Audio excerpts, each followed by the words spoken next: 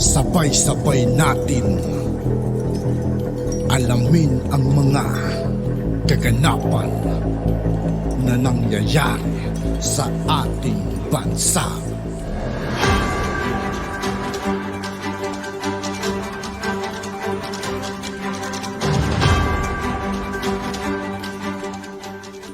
Yo, what's up mga kaibigan? This is I2K po again. Ngayon nandito ulit tayo sa channel ni Kabayan News PH. Dito ulit tayo magbibigay ng komento at reaksyon. Pero bago ang lahat ng yan mga kaibigan, sa lahat ng hindi pa nakasubscribe kay Kabayan News PH, mag-subscribe na po tayo at huwag nyo rin pong kalimutan mag-subscribe dito sa aking channel. Simulan na natin mga kaibigan, let's go! Po natin na nakuha ay nakipag-ugnayan na ang ICC dun sa mahigit 50 na mga active and retired police officers the past 2 weeks. No? Yun po ang nakuha natin impormasyon. Mga kabayan, isiniwalat ni dating Senator Antonio Trillanes na nakipag-ugnayan na sa ICC ang nasa 50 retired at active generals para sa investigasyon ni dating Pangulong Duterte sa kanyang kampanya na drug war noong siya pa ang Pangulo. Pero nang tanong si Trillanes kung sino-sino ang mga nasabing retired generals, hindi daw pwedeng isapubliko ang mga ito dahil nanganganib ang kanilang buhay. Hindi po kasi pwedeng mapangalanan kasi manganganib po ang kanilang buhay dahil sila ngayon ay ma-identify na pwede silang maging testigo laban po kay Duterte. Kaya yun po yung confidentiality clause po nila. Sa isang panayam, muling binanata ni Trillanes si dating Pangulong Duterte at sinabing inutusan niya ang mga pulis na iligpit ang mga drug lord dahil sagot niya ang mga ito kung sakaling makulong sila. Pero kalaunan ay pinabayaan lang daw ito ng dating Pangulo. Kaya nga ini-explain ko, no? Si Duterte mismo nung presidente siya, binigyan niya ng assurance yung mga pulis. Sundin niyo lang ako, patayin niyo lang itong mga pinapapatay, sasagutin ko kayo. 'Di ba? Sinabi niya yan. Pero ngayon na kaliwat ka ng kaso na kinakaharap ng mga pulis na sumunod sa kanya, ano ba ang nangyari? 'Di ba? Sila ngayon napahamak. Ibinunyag din ni Trillanes na karamihan sa 50 general ay retirado na, pero agad naman itong pinabulaanan ni Senator Bato de la Rosa at sinabing walang katotohanan lahat ng mga sinasabi ni Trillanes. Senator, doon po sa 50 active and retired officials, ilan po doon ang retirado na at active pa? Ang karamihan po doon ay retirado na, pero meron pa pong mga active. No? So sabihin na lang natin mas malaki ang porsyento ng mga retirado doon sa mahigit 50. Ano ang masasabi mo dito, kabayan? Sa iyong palagay, naniniwala ba kayo sa mga pagbubunyag ni dating Senator Antonio Trillanes o gumagawa lang siya ng istorya para takutin si dating Pangulong Duterte at mga opisyal nito na di umano ay kasabwat sa war on drugs sa ilalim ng administrasyon ng dating Pangulo? Sama-sama nating panoorin ang buong video at pakicomment nyo po ang inyong mga reaksyon at sariling opinyon. Pero bago yan, muli po ako nag-iimbita sa mga hindi pa po nakasubscribe sa ating channel na Kabayan News PH, pakipindot po ang subscribe button at pakiclick na rin ang notification bell para lagi kayong updated sa mga bagong upload natin na legit at napapanahong balita.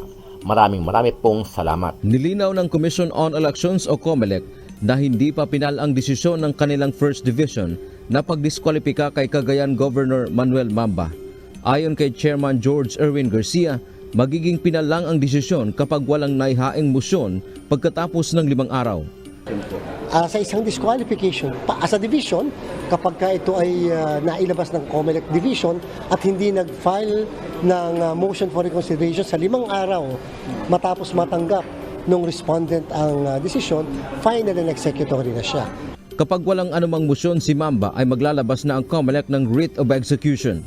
Batay sa rules, masusunod ang law of succession o ang vice-gobernador ang posibleng pumalit. Ayon naman sa abogado ni Mamba na sa attorney Romulo Macalintal, wala pa silang isinumiting motion for reconsideration. Pero posibleng sa Lunes anya, April 29 ay maghahain sila sa COMELEC. Umaabot umano sa 68.8 million pesos ang perang iligal na nailabas nakipag-ugnayan pa lang ba ang ICC dito po sa higit 50 pulis na sinasabi po ninyo o actual na po silang nakausap? Ang impormasyon po natin na nakuha ay nakipag-ugnayan na ang ICC dun sa mahigit 50 na mga active and retired police officers the past 2 weeks. No? Yun po ang nakuha natin impormasyon. Sabi ni pinasisinungalingan po ni Bato yung sinasabi ni Trillanes na 50 senior PNP officers nang kinakausap na ICC. Ito po yung PNP po nagsabi na rin kahapon na mananagot po sa batas. Yun pong mga makikipag-usap. Bakit po? Hindi sinasabi ni Trillanes siya po ay military. The past 2 weeks po, meron na po ba kayong, kasi po halo po ito, active and retired officials. May mga nakausap po ba kayo or kilalang nakipag-ugnayan na po sa kanila dito po sa 50 ito? Hindi po kasi pwedeng mapangalanan kasi mangangani po ang kanilang buhay dahil sila ngayon ay ma-identify na pwede silang maging testigo. Kaya nga po, alam niyo po ba, nung panahon po ng mabalik lang po tayo, maiba lang, no? Wala pong kaugnayan. Noong mga panahon po ng kudita, marami po sundalo na pawalang sala. Dahil po sumusunod lang po sila sa order ng kanilang mga matataas na opisyal.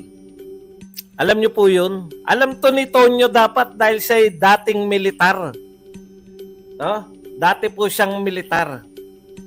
Kaya alam niya po na hindi po pwede sabihin na inuutosan ka na commander-in-chief na huwag kayong makipag-ugnayan sa ICC, huwag kayong makipagtulungan sa ICC. At sasabihin ni Trillanes na may nakikipagtulungan na mga opisyal sa ICC. Aba, pinapahamak mo yung PNP. So wala po kayong nakakausap ni isa dito po sa 50 kung saan nakipag-ugnayan po ang ICC? Hindi po tayo pwede mag-comment sa ganyan mga tanong po.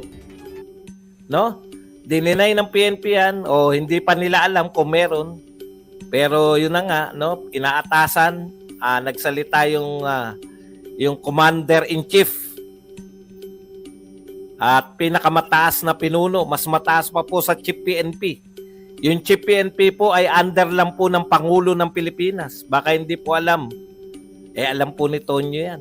Pagka hindi po sila sumagot dyan, ay magiging suspects po sila at ganun po, pagka tuloy-tuloy po yung investigasyon na hindi nasasagot yung ebidensya laban sa kanila, eventually ay may elevate po yung kanilang status at it may lead to an arrest warrant ng via Interpol. No? Okay. Ito po ang sagot ni Senator Bato. Tignan nyo po kung sino may mas sensa. Bakit naman po wala kayong tiwala kay Bato? Ano po ang bakit po kayo walang tiwala kay Bato? Kung kayo po ay Duterte, ako po na matagal ko na naririnig yung mga ganyan. Hindi ko po alam kung saan po nanggagaling yan. Binibiyak nyo po yung mga Duterte supporters, no? May mga pumapasok po rito na sinisiraan po si Bato. Kilala niyo po ba si Bato kung ano po ang naging silbi niya kay Duterte? Kaya nga ini-explain ko, no? Si Duterte mismo nung presidente siya, binigyan niya ng assurance yung mga pulis. Sundin niyo lang ako, patayin niyo lang itong mga pinapapatay, sasagutin ko kayo. 'Di ba? Sinabi niya yan. Pero ngayon na kaliwat ka ng kaso na kinakaharap ng mga pulis na sumunod sa kanya, ano ba ang nangyari? 'Di ba? Sila ngayon napahamak. Ganon din dito, pag sinunod nila itong mga ito, sila ngayon ang mapapahamak kasi sasagot naman sila in their private capacity as a respondent to a case. No? Hindi pwedeng hindi sila sumagot dyan. Sila yung may kaso eh. Hindi naman ito si Nagibara. Kailan po sinabi ni Duterte na wag iboto si Bato? Alam po ninyo kung kayo po ay para pumapasok sa mga Duterte groups para sirain po yung mga Duterte, hindi po kayo magtatagumpay. No? Hindi ko po maintindihan. Wala na po siguro na ano po, no? Ito lang masasabi ko sa inyo. wala na po sigurong mas may support pa kay Pangulong Duterte kaysa kay Senator Bato. Kung hindi nyo pa po alam, si Senator Bato po ang kasama ni Pangulong Duterte na kinasuhan sa ICC. Ano po yung sinasabi ninyo na wala kayong tiwala kay Bato? Matagal ko na po yan, hindi ko lang po pinapansin. No?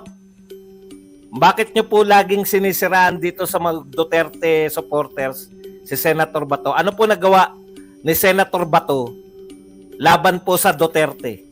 Magtapatan na po tayo. Ako hindi ko na palalampasin yan. Nakikipaglaban po si Senator Bato dito kay Trillanes. Tapos isisingit nyo na si Senator Bato, ganoon si Senator. Bakit nyo po iniintriga yung mga Duterte? Lalo na po yung mga solid Duterte supporters. Huwag po kayong padadala dyan sa mga tao nagsasabi na mga solid supporter po to ni Duterte. Baka pumapasok po sila dito para mang-engganyo sa inyo na wag suportahan. Yung mga nagsasabi pong wag suportahan, yung mga in-endorse na po ni Pangulong Duterte, hindi po tunay na Duterte supporters yan. Ang impormasyon At yun nga po mga kaibigan, dito po nagtatapos ang ating reaction video. Muli ako po si I2K ng Sundalo ng Tunggalo. Maraming salamat sa patuloy na pagsuporta. Yeah, peace out.